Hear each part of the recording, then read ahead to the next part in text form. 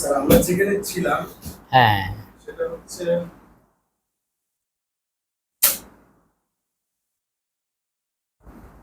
বলো। স্যার আমরা আসলে যে প্রসঙ্গটা নিয়ে কথা বলতে চেয়েছিলাম হ্যাঁ সেটা হচ্ছে যে জামাতের একাত্তরের ভূমিকা নিয়ে যে বিতর্কটা আছে হ্যাঁ এ ব্যাপারে আপনার একটা মূল্যায়ন তো আপনি এটার একটা হিস্ট্রিক্যাল ব্যাকগ্রাউন্ড বলছিলেন আমাদেরকে। আমরা ইমাম গাজালি, ইবনে তাইমিয়া, আলেমদের ভূমিকা, আরো কয়েকজন কিছু মানুষের ভূমিকা পর্যন্ত এসে পৌঁছেছি। এবার একটু যদি বাকি। না, ওইটাকে ভিত্তি মনে করো আর কি। হ্যাঁ হ্যাঁ, ওই নামগুলি ব্যাকগ্রাউন্ড। ভিত্তি মনে করো। হ্যাঁ হ্যাঁ ঠিক আছে, হ্যাঁ হিস্ট্রিক্যাল ব্যাকগ্রাউন্ড। হ্যাঁ ওকে। না, তারপরে ওইটা আবার যুক্ত করেছিলাম যে পাক ভারত উপমহাদেশে মুসলমানদের যে শাসন প্রশাসন, প্রশাসন, হ্যাঁ এইটার একটা দিক। আরেকটা হলো আমি বলছিলাম যে এখানে ইবনে তাইমিয়া, হ্যাঁ ইবনে তাইমিয়া, তারপরে শাহ ওলিউল্লাহ দেহলভী রহমাতুল্লাহ আলাই, হ্যাঁ কেমন হ্যাঁ, আসফে আলফে সানি, আল-ফেসানি, মুজাদ্দিদ আল-ফেসানি, নাম হ্যাঁ। মনে আছে। তারপর স্যার সৈয়দ আহমদ খান, হুম। কেমন সৈয়দ আমির আলী। স্যার সৈয়দ আহমদ খান থেকে একটু শুরু করবেন কিনা, মানে না না, আমি এখন এটা শুরু আচ্ছা, আচ্ছা। বলতেছি না, আমি বলছি যে নির্বিশেষে এই সমস্ত চিন্তাবিদদেরই হুম এই পাক ভারত উপমহাদেশে মোগলদের পতনের পরেও, হুম। আবার বিশেষ করে মোগলদের পতনের পরে যারা আসছেন তাদের চিন্তা ভাবনা ছিল কিভাবে পাক ভারত উপমহাদেশ মুসলমানরা আবার রিগেইন করতে পারে তাদের আচ্ছা, পাওয়ার, আচ্ছা। এবং Resurrection রাষ্ট্র of ব্যবস্থা Muslims। তারা তৈরি করতে পারে। হ্যাঁ হ্যাঁ এইগুলো। হ্যাঁ, মুসলমান তাদের ভূমি আবার কিভাবে হ্যাঁ, পুরো হারানো- সাম্রাজ্য পুনরুদ্ধারে, হারানো সাম্রাজ্য যেন হারানো তারা সাম্রাজ্য আবার পায়। ফিরে পাওয়ার। হ্যাঁ। কিন্তু বাই দিস টাইম যেহেতু ইউরোপে আবার রেনেসা হয়েছে, হুম রেনেসা মুভমেন্ট, হুম এবং সেটা আবার সায়েন্টিফিক অনেক ডেভেলপমেন্ট রেগুলেশন হয়েছে। হুম তো সেটার প্রভাবে তাদের যে শক্তিমত্তা হয়েছে, হুম। মোগলদের তখনকার শক্তিমত্তাটা পুরানো ধাঁচের হয়ে গেছে, আচ্ছা। আর এদের হয়েছে না, নতুন অনেকে স্যার এখানে যে মানে মুসলমানদের যে জাগরণ সেটাকে রেনেসা বলতে রাজি না। এটাতে কেউ বলতে রাজি হোক বা না হোক, মুসলমানদের রেনেসা হয়েছে, এবং রেনেসার পিছনে এই বড় বড় চিন্তাবিদ যাদের বলছিলাম না, হ্যাঁ হ্যাঁ হ্যাঁ। এক নাগাড়ে তাদের সবার চিন্তা একসাথে এসেছে। না না, মানে তাদের যে যুক্তিটা আমি সেটা যদি ভাবি সেটা হচ্ছে যে রেনেসা মানে পুনর্জাগরণ। তো মুসলমানদের নাকি ওইটা জাগরণ ছিল, পুনর্জাগরণ না। এখন যদি কোনো জাগরণ হয় সেটাকে আমরা রেনেসা বলতে পারবো। তো এর আগের কি জাগরণটা ছিল না, মানে 750 থেকে যেটা আমরা মোহাম্মদ বিন কাসিম থেকে দেখছি, তাহলে কি ওইটাকে জাগরণ হিসেবে কাউন্ট করা হচ্ছে না? না, ওটা মুসলমানদের তখনও পর্যন্ত তো জাগরণ ছিল, আবার দিগ্বিজয় ছিল, আচ্ছা। আবার মুসলমানদের যে সাম্রাজ্য বিস্তার সেটাও ছিল। কিন্তু মুসলমানরা সাম্রাজ্য বিস্তারের অর্থে পাশ্চাত্যের মতো ব্যবহার করে না। করে নাই, আচ্ছা। তারা করেছে যে opening a new land or territory, আচ্ছা আচ্ছা। নতুন একটা ক্ষেত্র, নতুন একটা টেরিটরি, ভূখণ্ড তারা উদ্বোধন করলো, আচ্ছা। এবং সেটারও লক্ষ্য থাকবে উম্মাকে সেখানে প্রতিষ্ঠা করা, উম্মাকে প্রতিষ্ঠা যে করা। মানেই হোক। আচ্ছা আচ্ছা আচ্ছা, এইটা ঠিক একটা আছে। বড় লক্ষ্য, কিন্তু এটা মনে আচ্ছা, রাখতে না না হবে। ঠিক আছে, যেহেতু দুজনের লক্ষ্য ভিন্ন, হ্যাঁ, অতএব লক্ষ্যই না। দুইজনকে আমরা একই শব্দ দ্বারা বিশ্লেষণ আসলে করতে না, পারবো করতে ঠিক পারবে না, আছে, একদম fantastic। এটা মনে রাখতে হবে। তাহলে এটা রেনেসা, এটা রেনেসা না বললেও এটা নেতিবাচক কিছু না। না না না, রেনেসা বলতে এটা হলো যে মুসলিম পুনর্জাগরণ হ্যাঁ, তো হয়েছেই, হয়েছে। কারণ মুসলমানরা তো চেয়েছেন পুনরুদ্ধারও করতে। এটাকে রিসার্সেন্স বলে আর কি, হ্যাঁ হ্যাঁ, ঠিক কেমন আছে। পুনরুত্থানও বলে। যে কথা বলছিলাম আর কি, সেইটার প্রভাব কিন্তু মুসলমানদের মধ্যে ভারতে পড়েছে, হুম এবং যখন ব্রিটিশ পিরিয়ড চললো তখনও কিন্তু এই কাজগুলো হয়েছে। স্যার সৈয়দ আহমদ কাজ করছেন না, তাহলে কি সৈয়দ আমির আলী কাজ করেছেন না, তাহলে কি এখানে এই যে আমরা যেটা বলবো হাজী শরীয়তুল্লাহ কাজ করেছেন না, তিতুমির অন্য ধাঁচে তিনি কাজ করেছেন না, তাহলে এগুলো আচ্ছা। মূল্যায়ন হতে হবে না? অফকোর্স। আবার এই যে বিশেষ করে আমির আলী, সৈয়দ আমির আলী, তারা কিন্তু রাজনীতি চেয়েছিলেন যে মুসলমানদের একটা রাজনৈতিক দল হোক। আর স্যার সৈয়দ আহমদ কিন্তু আগেই বলেছিলেন কংগ্রেসের সাথে কোনো তোমাদের যোগদান করতে পারবে না, এটা জানো কিনা? হ্যাঁ হ্যাঁ। তার কারণ হলো তারা হিন্দুবাদী দল, এবং বাস্তবে কিন্তু আলটিমেটলি চূড়ান্ত পর্যায়ে তারা হিন্দুদের দল হিসেবে নিজেদেরকে প্রতিষ্ঠা করেছে। মজার ব্যাপার হলো আলাদা দল প্রয়োজন। মজার ব্যাপার হলো কায়েদ আজম মোহাম্মদ আলী জিন্নাহ, ইকবাল, তার আগে তারা কিন্তু কংগ্রেসের মানসিকতাই ছিলেন। কেমন এই যে তিনি এই কথা বলছেন কিন্তু, যে এই বিশ্বের মধ্যে ভারত কেমন ভারতকে তিনি হাইলাইট করেছেন এই জন্য যে ভারত আকাশ চুমো খায় হিমালয়ের পর্বতের মাধ্যমে ভারতকে, তার কবিতায় আছে।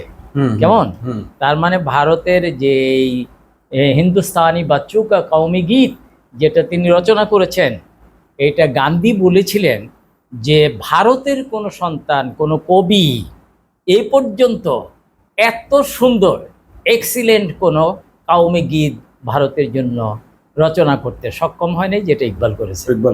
এটা বলছেন কিন্তু তিনি, গান্ধী বলছেন। হ্যাঁ, গান্ধী বলছেন। কিন্তু তার মানে তারা কংগ্রেসের যে মিটিং হয়েছে সেখানেও কিন্তু এটা উপস্থাপিত হয়েছে, তিনি পড়েছেন। আচ্ছা, ক্লিয়ার বিষয়টা? ঠিক আছে। তার মানে হলো মুসলমানরা চেয়েছিলেন এই পাক ভারত উপমহাদেশ পুরোটাই ঐক্যবদ্ধ থাকুক এবং মুসলমানদের ভূমি হোক। হ্যাঁ, না, প্রথমত ঐক্যবদ্ধ থাকুক, আমরা শান্তিতে বসবাস করি। হ্যাঁ, তারপরে মুসলমানরা আরেকটা যেটা চেয়েছিলেন যে পাক ভারত উপমহাদেশে মুসলমানদের ন্যায্য অধিকার প্রতিষ্ঠিত হোক। বাইরে শুধু মুসলিম ল্যান্ড না, শুধু মুসলিম না, তারা প্রথমে চেয়েছে ভারতেই। কারণ কি, ওই যে আগে বলেছিলাম যে তারা মুসলমানরা ভারতে এসেছে এখানকার স্থায়ী অধিবাসী হতে। তারা এখান থেকে ফিরে যেতে আসলে মিশনারি। হ্যাঁ, মিশনারি। এবং তারা মিশনটাই পৌঁছাইতে হবে, এবং তারা স্থায়ী হয়ে গিয়েছিলেন, এখনো তারা আছেন। তার মানে ব্রিটিশের এখানে আগমন, তাদের উদ্দেশ্য ইস্ট ইন্ডিয়া যে কোম্পানি, তাদের আগমন। আরেকটা পয়েন্ট পেলাম, সেটা হচ্ছে মুসলমানদের আসলে চরিত্রটা হচ্ছে মিশনারি। সো তারা কোন জায়গায় ভূমি দখল করা, সাম্রাজ্য বা যাই কিছু হোক, আসলে ওই সাম্রাজ্যটা হচ্ছে আসলে হৃদয়ের সাম্রাজ্য। হ্যাঁ, তোমার চেতনা হবে, তুমি ন্যায় ভিত্তিক হবা, তুমি সবাইকে অ্যাকোমোডেট করবা, সাম্য হবে। এক্স্যাক্টলি, মানে তাদের সাম্রাজ্যটা আসলে তাদের এই থিওরিটাকে বেস করে, ভূমি বেসড না, কিংবা কারো উপর অন্যায় জুলুমের জন্য না। হ্যাঁ, এটা এমন একটা আইডিয়াল সোসাইটি যেন ডেভেলপ করে, সাম্রাজ্য না। হ্যাঁ, এমন একটা আইডিয়াল সোসাইটি যেন ডেভেলপ করে যার অধীনে হিন্দু, বৌদ্ধ, খ্রিস্টান, ইহুদি সহ সমস্ত মানব জাতি যেন শান্তিতে বসবাস করতে পারে। মেইন টার্গেট ওইটা, এই সাম্রাজ্যটাই যেটা আল্লাহ রাসূল সাল্লাল্লাহু আলাইহি ওয়াসাল্লাম করেছিলেন। এই যে কথা বলছি, তাহলে এই রেনেসাঁটা কিন্তু একটা পর্যায়ে হলো। তো কিন্তু মুসলমানরা আগে কি চেয়েছিলেন, কংগ্রেসেও তারা সাপোর্ট দিয়েছিলেন, কিন্তু পরবর্তীতে কংগ্রেস একপেশে হয়ে গেল এবং সেটা হিন্দুবাদী দলে পরিণত হলো। এবং মুসলমানদের স্বার্থ যখনই আসতো সেটাকে তারা প্রটেস্ট করতো। তারা আবার অন্য কাজও করে ফেললো, তারা বহু অ্যাসোসিয়েশন হিন্দুত্বের নামে অ্যাসোসিয়েশন বাইর করে দিল। সেই অ্যাসোসিয়েশনগুলো আবার মুসলমানদের বিরুদ্ধে সরাসরি তারা লেগে গেল। তারা ব্রিটিশের বিরুদ্ধে লাগবে সেটার মধ্যে নাই, যারা এতদিন শাসন করলো শাসকদের বিরুদ্ধে না হয়ে মুসলমানদের বিরুদ্ধে লেগে, যেই মুসলমানরা শত শত বছর শাসন করলো, কেমন মুসলমানরা তাদের প্রভু ছিল, কিন্তু সেই মুসলমানদেরকে যখনই ব্রিটিশ এসে দখল করলো, তারা মানে অল্টারনেটিভ প্রভু পেল। না, তা আমি একটা মুক্তি পেয়েছি এরকম যে আমাদের জন্য ব্রিটিশও শাসক, মুসলমানরাও শাসক ছিল, আমাদের আলাদা কিছু হইলো না, আমরা ঠিক আছে, আমরা চললাম। কিন্তু মানে মধ্য দিয়ে তারা জমিদারিত্ব এবং অর্থনৈতিক সুবিধাগুলো প্রচন্ড ভাবে 190 বছর এগুলো তারা নিয়ে নিল। তো এই বিষয়গুলো মুসলমানরা আস্তে আস্তে বুঝলো। কিন্তু যখন মুসলমানদের বিরুদ্ধে কংগ্রেস সহ তাদের সাইড অর্গানাইজেশনগুলো খেপে উঠলো, কেমন, এবং তাদের অনেক লেখক বঙ্কিমচন্দ্র সহ তারা তীব্রভাবে মুসলিম বিরোধী লেখা শুরু করে দিল, তখন মুসলমানরা চিন্তা করলো আসলেই এদের সাথে আমরা আলাদা জাতি, এটাকে আরো পরিপুষ্ট করা দরকার। এই জন্যে আমরা টু নেশন থিওরি বলি না, টু নেশন থিওরির মূল নায়ক হচ্ছেন কিন্তু আল্লামা ইকবাল, কায়েদে আজম না। কায়েদে আজম ওটাকে রাজনৈতিকভাবে লাহোর প্রস্তাবের মাধ্যমে প্রতিষ্ঠিত করেছেন, কেমন পলিটিক্যাল মানে আইডিওলজির মধ্যে তিনি নিয়েছেন। তো এইভাবে আর কি টু নেশন থিওরি হলো যে না, মুসলমানরা বারবারই চেয়েছিল আমরা ঐক্যবদ্ধ থাকি, কিন্তু মুসলমানরা নির্যাতিত হওয়ার কারণে, বঞ্চিত হওয়ার কারণে, তাদের বিরুদ্ধে হিন্দুদের মানে সরাসরি সব সময়ের জন্য লেগে থাকার কারণে আস্তে আস্তে মুসলমানরা চিন্তা করলো এই পাক ভারত উপমহাদেশ, বিশেষ করে আল্লামা ইকবাল তিনি চিন্তা করলেন পাক ভারত উপমহাদেশে ওদের সাথে আর এক দেশে থাকা যাচ্ছে না, যেহেতু আমরা অন্যায় জুলুমের শিকার হয়ে পড়েছি। এই জন্য তিনি ফিলোসফি তৈরি করেছেন, ফিলোসফি অফ খুদি তৈরি করেছেন। খুদি মানে হলো পার্সোনালিটি, কেমন তা সেটার মাধ্যমে তিনি প্রমাণ করতে চেয়েছেন যে আমাদের কোনো একটি ব্যক্তিত্ব এখানে তৈরি হবে না আলাদা স্বাধীন রাষ্ট্র ছাড়া, কেমন মুসলিম ব্যক্তিত্ব যে পার্সোনালিটি সেটা এখানে তৈরি হইতে পারবে না ভারতে। ফলে এই ব্যক্তিত্ব তৈরির জন্য আলাদা রাষ্ট্রের প্রয়োজন। দেখো কোথায় কোথায় নিয়ে গেল, স্বাধীনতার ইয়েতে নিয়ে গেল। এটাই 47 পর্যন্ত আসলো, কিন্তু 1906 সালে মুসলিম লীগ প্রতিষ্ঠিত হলো। মুসলিম লীগ কি করলো, ওই যে বেসিসটা ইসলামের আগের চিন্তাবিদদের সেই থটটা নিল, থটটা নিয়ে মুসলমানরা নতুনভাবে কিভাবে চলবে সেখান থেকেই কিন্তু চিন্তা ভাবনা নিল। আবার তাদের অস্তিত্ব রক্ষার জন্য তারা মুসলিম লীগের মধ্যে উদ্দেশ্য লক্ষ্য তারা বর্ণনা করে দিল, যেন তাদের অস্তিত্ব টিকে থাকে এবং তারা যেন প্রতিষ্ঠিত হইতে পারে, এরকম আর কি। তাহলে 1906 সালের পরে থেকে 47 সাল পর্যন্ত মুসলমানরা বিরাট আন্দোলন করলেন সারা ভারতব্যাপী, বড় বড় সম্মেলন করলেন, কেমন তা এগুলোর উপর অনেক লেখা আছে। ফাউন্ডেশন অফ এই Pakistan, evolution of the foundation of Pakistan, এই ধরনের অনেক বই এই পীরজাদা একজন এবং ওই যে কুরেশি পাকিস্তান প্রতিষ্ঠান আন্দোলন সেটা করেছে। অন্য কথা বলি তো সেটা হলো এই যে পাকিস্তান অর্জিত হলো মুসলমানদের অস্তিত্ব, তাদের ডেভেলপমেন্ট এবং তাদের উম্মাটিক যে আইডিয়াল আছে সেটাকে প্রতিষ্ঠা করার জন্য। কিন্তু পাকিস্তানে সেটা তেমন হইতে পারে নাই, পাকিস্তানে হতে পারে নাই, কারণ হলো ভিন্ন। সেটা হলো যে বড় নেতা যারা, বিশেষ কায়দে আজম মোহাম্মদ আলী জিন্নাহ, তাই না, আরও অন্যান্যরা, তারা ছিলেন অনেক বয়সী, দ্রুতই তারা মানে দুনিয়া থেকে বিদায় নিলেন, এইটা একটা বিষয়। আর একটি বিষয় হলো যে যেভাবে পাকিস্তানে একটি সংবিধান দেওয়া দরকার সেটা তারা দিতে সক্ষম হন নাই, কেমন। এর ফলে হয়েছে কি প্রায় 9 বছর চলে গেল। এই 1956-এ যে পাকিস্তানের একটা কি বলে সংবিধান প্রথম এটা রচিত হইল পাকিস্তানের জন্য। তো যাই হোক, এই অবস্থাগুলো হলো। আরও যে বিষয়টা হয়ে গেল, সেই সংবিধানটা বেশি দিন কার্যকরী থাকতে পারে নাই, কারণ 1958-এ এটা আইয়ুব খান মার্শাল্লাহ জারি করলেন এবং এই মার্শাল্লাই একেবারে 1970 সাল পর্যন্ত চলে গেল। উনি ছেড়ে দিয়ে চলে গেলেন 68-এ, তারপরে ওখানে ইয়াহিয়া খানকে দিলেন, তিনি নির্বাচন দিলেন এবং একেবারে ফ্রি নির্বাচন দিলেন, কেমন এক ভোট এক মানুষ এক ভোট এক পিপল, এইভাবে আর কি। তো যাই হোক, সেই নির্বাচনে তো এই যে সামরিক শাসন চলল, এটা রাজনীতিকে একেবারেই জীর্ণশীর্ণ করে দিয়েছে। তো এর মধ্যে জামাত ইসলামীও ছিল 1947-এর পরে, মুসলিম লীগও ছিল, কেমন আরো অন্যান্য মুসলিম কিছু দল ছিল, তারা কিন্তু খুব একটা ভালো করতে পারে নাই কারণে এই যদি জামাতের কথাও বলা হয়, জামাতকেও কিন্তু ফেস করেছে খুব আইয়ুব খান সহ অন্যান্যরা। তা যাই হোক, এই পূর্ব এই পাকিস্তান তৎকালীন এটাকে কেন্দ্র করে যে আমরা যেটা বলি যে আওয়ামী লীগ বলি, এর আগে আওয়ামী মুসলিম লীগ বলি, মানে মুসলিম লীগ থেকে আওয়ামী মুসলিম লীগ, আওয়ামী মুসলিম লীগ থেকে আওয়ামী লীগ চলে আসলো। তারা তাদের সাংগঠনিক দক্ষতা মানে সেটা তারা সেটা প্রদর্শন করতে সক্ষম হয়েছে।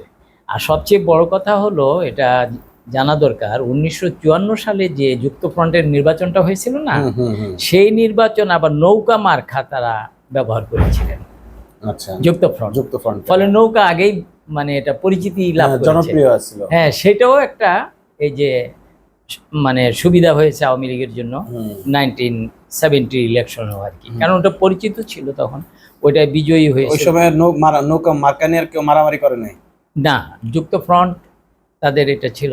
যাই হোক, তো এইভাবে যেটা হয়েছে, কিন্তু এটা আছে যে জামাত ইসলামী রাজনৈতিক দল হিসাবে তার নেতৃত্বে যখন গোলাম আজম সাহেব ছিলেন তিনিও কিন্তু দাবি জানিয়েছিলেন, এটা পত্রপত্রিকায় এখনো পাওয়া যাবে, বইতেও পাওয়া যাবে।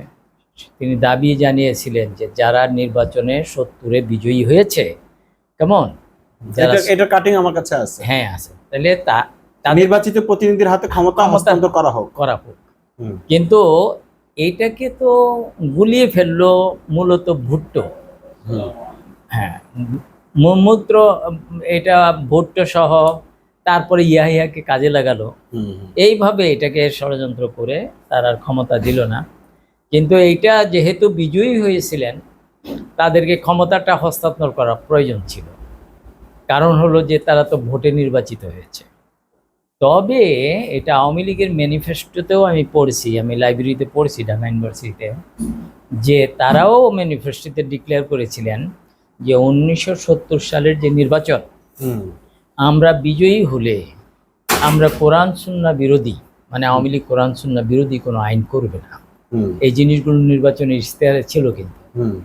কিন্তু ঘটনাচক্রে যা হলো সেটা 1970-এর নির্বাচনের পরে, তারপরে এই যে যুদ্ধ হলো, মুক্তিযুদ্ধ হলো, স্বাধীনতা অর্জিত হলো, স্বাধীনতা অর্জনের পরে যারা ওই পার্লামেন্টে বিজয়ী হয়েছিলেন তাদেরকে নিয়েই কিন্তু এই সংবিধান রচিত হলো, পার্লামেন্ট তৈরি হলো।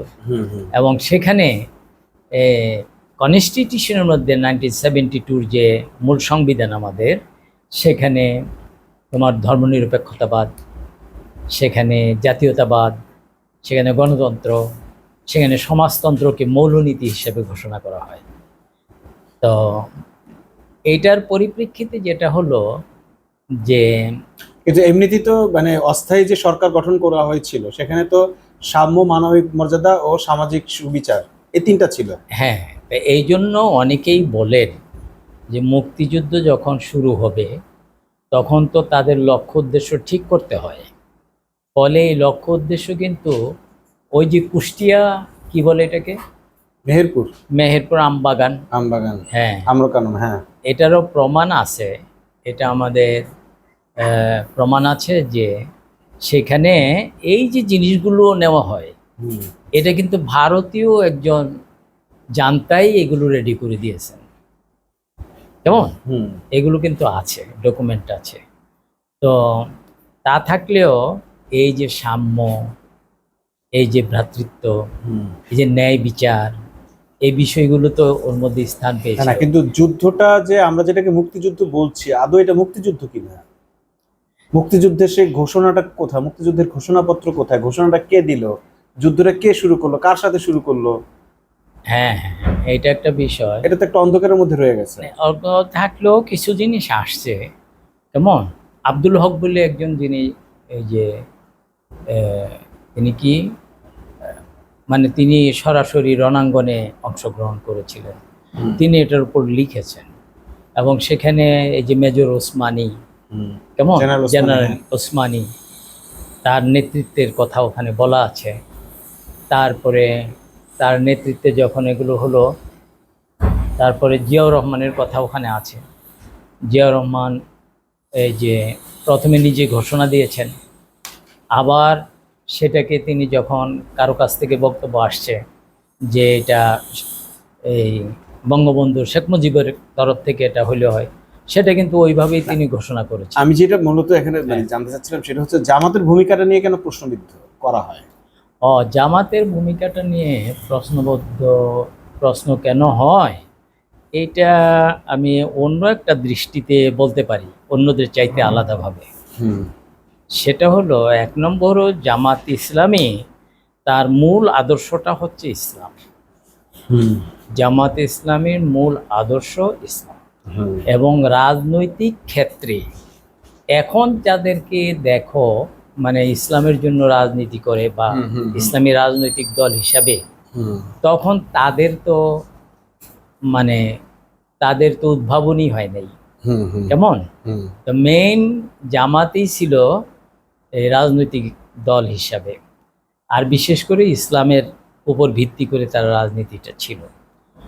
তো 72 এই কনস্টিটিউশনের আগেই সেকুলারিজমের ভাবটা অবশ্যই আওয়ামী লীগের মধ্যে ছিল, কারণ তারা সেকুলার হওয়ার জন্য মুসলিম লীগ থেকে মুসলিম লীগ, আবার আওয়ামী লীগ, মানে মোর সেকুলার হওয়ার জন্য। মানে এই হঠাৎ করে এই সেকুলার হওয়ার এই ধান্দাটা আসলো কি জন্য মাথায়? না, এটা এই জন্য আসলো যে তারা এখানে হিন্দু, বৌদ্ধ বা মুসলমান সহ সব জনতাকে, কেমন সাধারণ জনতাকে, সাধারণ জনতাকে তারা ঐক্যবদ্ধ করতে সক্ষম হবে, এবং তারা এই পাকিস্তানে অর্থাৎ তারা রাষ্ট্রে নাকি বাংলাদেশকে ডি ইসলামাইজেশন করার জন্য ভারতীয় যে পরিকল্পনা,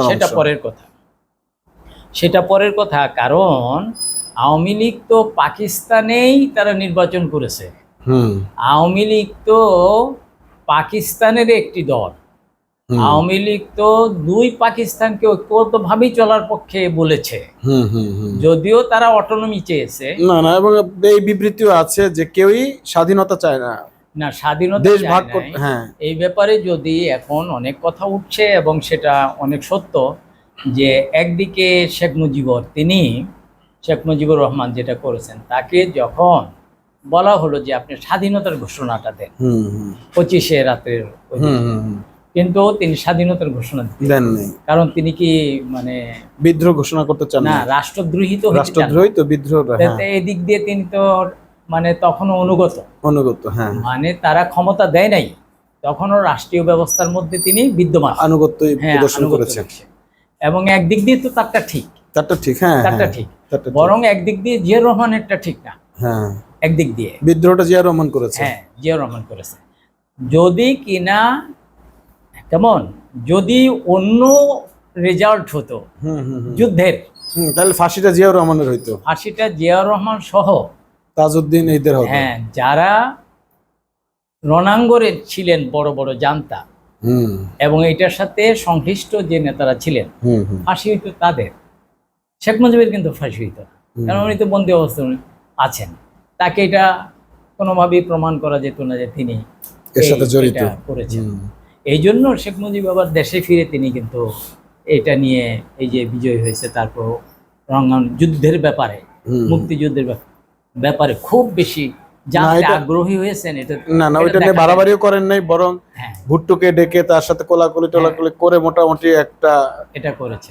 আচ্ছা, জামাতের ব্যাপারে যেটা বলা হচ্ছে, আমি সেই বিষয়টাই আসি। যেহেতু তারা একক ইসলামিক দল বলতে গেলে আর কি, শক্তিমত্তার দিক দিয়ে বা যাই হয়েছে সুসংগত হওয়ার কারণে, যদিও তারা তেমন কোনো সিট পান নাই, মানে 70-এর নির্বাচনে উল্লেখযোগ্য এই 2-3টা সিট পেয়েছেন। তো যাই হোক, জামাতের বিষয়টি চিন্তা করতে গেলে একটু ভিন্ন চিন্তাও করতে হবে। সহসাই কিন্তু আওয়ামী লীগের যারা আছেন বা অন্যান্যরা, তারা যে ভারতে কিন্তু সহজে স্থান করে নিতে পারছে 71-এ, মানে এখান থেকে হিজরত করে বা পালিয়ে যেয়ে, তাই না? কিন্তু জামাতের কোনো লোক ওখানে যে স্বস্তিতে থাকতে পারতো এবং ফিরে আসতে পারতো, এটার নিশ্চয়তা কেউ দিতে পারতো না। পারতোই না। তার মানে তাদের তো একটা, তাদেরও তো গোয়েন্দা বাহিনী আছে, তাদেরও তো বিচার বিশ্লেষণ আছে, এই লোকগুলো কারা, আবার তাদেরকে তো আওয়ামী লীগই ধরিয়ে দিত। না, এবং নির্যাতনটা হয়েছে এক পেশে, একদিকে নির্যাতন হয়েছে, কেউ ওয়েলকাম করছে, কেউ নির্যাতন করছে। আমি এটা আল মাহমুদের উপন্যাসে পাইছি। হ্যাঁ, তাহলে বিষয়টা হয়ে গেল ভিন্ন রকমের, যে তাদের আর জায়গা ছিল না, মানে জামাতের আর এখান থেকে সরে যাওয়ার জায়গা ছিল, মানে বিদ্রোহ করলে তাদের আর সরার কোনো জায়গা ছিল না। আমি আজকে 3টা গুরুত্বপূর্ণ পয়েন্ট পাইলাম। ঠিক, হ্যাঁ, অফ কোর্স, হ্যাঁ, তাদের আর জায়গা ছিল না, তাদের তো হ্যাঁ, এই একটা বিষয়। তারা তো ভারতে আশ্রয় নিতে পারবে না, তারা বিদ্রোহ করে যাবে কোথায়? কোনো ক্রমেই ভারতে তারা আশ্রয় নিতে পারবে না, তারা নিবেও না, তারা চিহ্নিত, তারা, হ্যাঁ, ঠিক কিনা? ভারতে কি গোলাম আজম সাহেব গেলে রক্ষা পেতেন না? তার অন্যান্য নেতারা গেলে পেতেন, যুব নেতারা গেলে পেতেন। এটার নিশ্চয়তা কিন্তু আদৌ তুমি দিতে পারবে না, বরং একেবারেই ভিন্ন খাতে এটা চলে যেত। কেমন? এই একটা বিষয়। আরেকটি বিষয় হলো, জামাতের ভূমিকাকে এত এন্টি মনে করার কোনো কারণ নাই। জামাতের 71 সালের ভূমিকাকে এত এন্টি মনে করার কারণ নাই। কেন? সেটা এই জন্য, প্রথমত 1947 সালে যে পাকিস্তান হয়েছিল, সেই পাকিস্তান যে উদ্দেশ্যে প্রতিষ্ঠিত হয়েছিল, কোনো সরকারই সেটাকে মানে প্রতিষ্ঠা করে নাই। প্রতিষ্ঠা করে ফলে জামাত চাচ্ছিল, সংগ্রাম করছিল যে এখানে ইসলামী রাষ্ট্র ব্যবস্থা কায়েম করা যায় কিনা, এবং 1956 সালের যে সংবিধান ছিল সেই সংবিধানে কিন্তু জামাতের প্রভাব আছে। মৌলানা মওদুদী সাহেব সহ ইসলামী রাষ্ট্র ঘোষণা করা হয়েছে পাকিস্তানকে। মৌলানা মওদুদী সহ আরো যারা আছেন প্রায় 33 জন বা কত 34 জন, এই সমস্ত